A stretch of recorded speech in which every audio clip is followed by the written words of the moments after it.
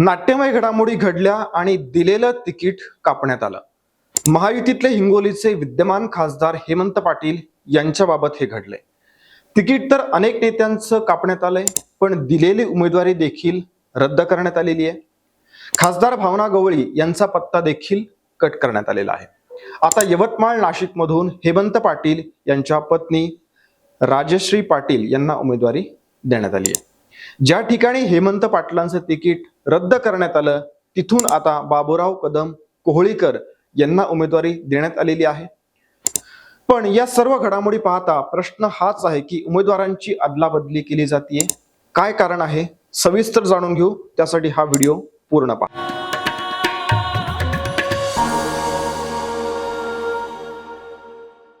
भाजपची प्रत्येक मतदारसंघात सर्वेक्षण सुरू आहेत.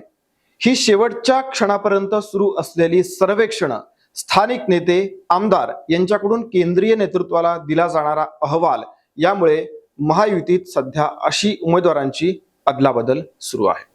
कदाचित याच कारणामुळे महायुतीच्या अंतिम यादीला वेळ लागतोय. आता सध्याची लेटेस्ट घडामोड म्हणजे हिंगोलीतून उमेदवारी मिळवलेले हेमंत पाटील यांची उमेदवारी रद्द करून तिथून बाबूराव कदम कोहळीकर यांना तिकीट देण्यात आलेले.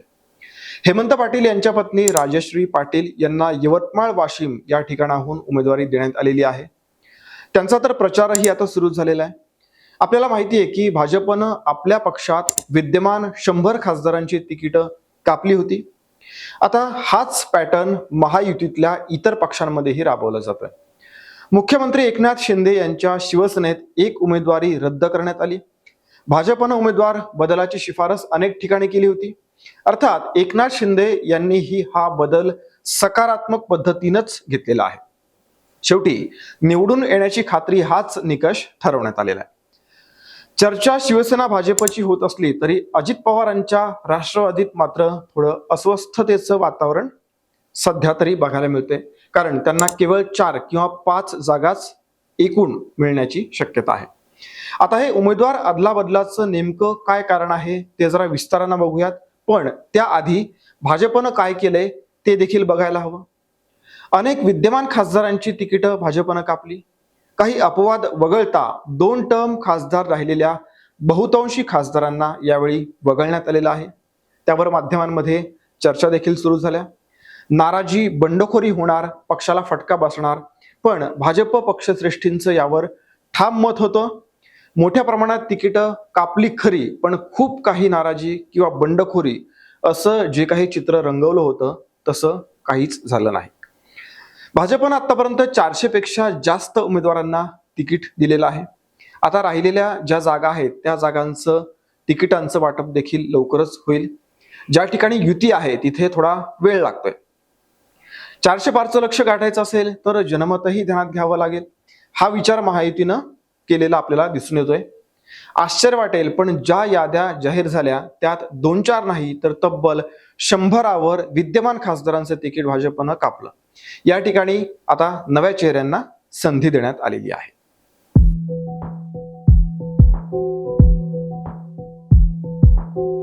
भाजप सध्या देशातला सर्वात मोठा पक्ष आहे. भाजपच्या केंद्रीय नेतृत्वाकडून राज्यातल्या प्रत्येक लोकसभा मतदारसंघाचा व्यावसायिक तज्ज्ञांकडून सर्वे करण्यात आला. मतदारसंघाचा सखोल अभ्यास करण्यात आला. अजूनही हा सर्वे संपलेला नाहीये. अनेक ठिकाणी खरं तर उमेदवार निश्चित झाले होते, पण या सर्वेच्या आधारावर संबंधित संभाव्य उमेदवाराविषयीचं जनमत हे तपासण्यात आलं. ज्यांच्याबाबतचा सर्वे सकारात्मक नाही तिथली नावं बदलली जात आहेत. यात भाजपचीच नावं नाहीयेत, तर एकनाथ शिंदे यांच्याही पक्षातल्या नावांचा समावेश आहे. शिंदे देखील या सर्वेप्रमाणेच आपले उमेदवार बदलताना आपल्याला दिसून येतात. आणि या बदलाचा जो फटका आहे तो भावना गवळी यांना बसलेला आहे. राजश्री पाटील यांना उमेदवारी मिळण्याच्या पार्श्वभूमीवर भावना गवळी नाराज आहेत. ते काय म्हणतात बघा.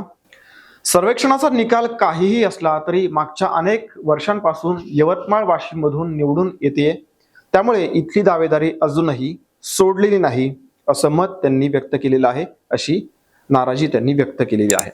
त्यामुळे आता या नाराजीनंतर त्या नेमकी काय भूमिका घेतात हे बघायला लागेल. आता जे भाजप आपल्या पक्षात धोरण राबवते तेच महायुतीतल्या घटक पक्षांमध्येही राबवलं जाते, हेच यामधून दिसून येते. अर्थात आधार हा सर्वेचाच देण्यात आलेला आहे. अत्यंत प्रोफेशनल पद्धतीने हे सर्वे केले गेलेले आहेत. जो निवडून येऊ शकतो त्याच उमेदवाराला तिकीट द्यायचं हे महायुतीनं ठरवलेलं आहे. याचा फायदा निवडणुकीत महायुतीला नक्कीच होणार आहे असं म्हटलं जातंय. महायुतीचा सध्या 9 जागांचा तिढा आहे असं सांगितलं जातंय. हा व्हिडिओ अपलोड होईपर्यंतची ही स्थिती आम्ही तुम्हाला सांगतोय, पण हा तिढा देखील लवकरच सोडवला जाईल आणि तिथेही निवडून येणाराच सक्षम उमेदवार किंवा सक्षम पर्याय दिला जाईल हे नक्की. हा व्हिडिओ कसा वाटला ते कमेंट करून सांगा. या व्हिडिओला लाईक आणि शेअर करा. आमच्या फेसबुक, एक्स आणि इंस्टाग्राम पेजला फॉलो करा. धन्यवाद.